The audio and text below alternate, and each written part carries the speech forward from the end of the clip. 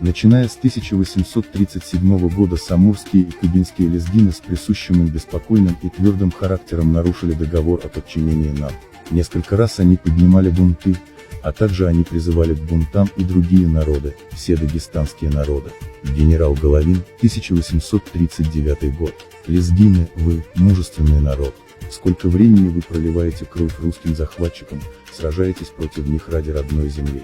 До сих пор вы в одиночестве, без какой-либо помощи со стороны вели сражения в такой большой войне. Теперь же знайте, что я и весь Дагестан, ваши помощники.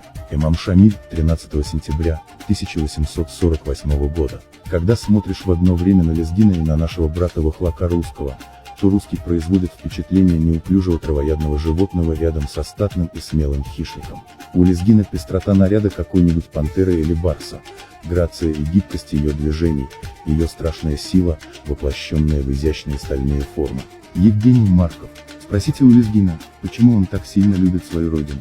Он ответит: здесь я могу жить так, как хочу, здесь я никому не склоняю голову.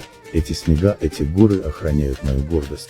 Бестужев Марлинский, как все соседние горцы, с которыми они имеют много общего в нравах, обычаях, вероятно и в языке, который, впрочем, еще подлежит исследованию. Кюринцы большого роста, статные, красивые, волосы их темны, цвет лица свежий, белый, у женщин, бывающих иногда замечательной красоты, нежный. Они умны, храбры, честны, сиписки населенных мест Российской империи, по Кавказскому краю, 1870 год.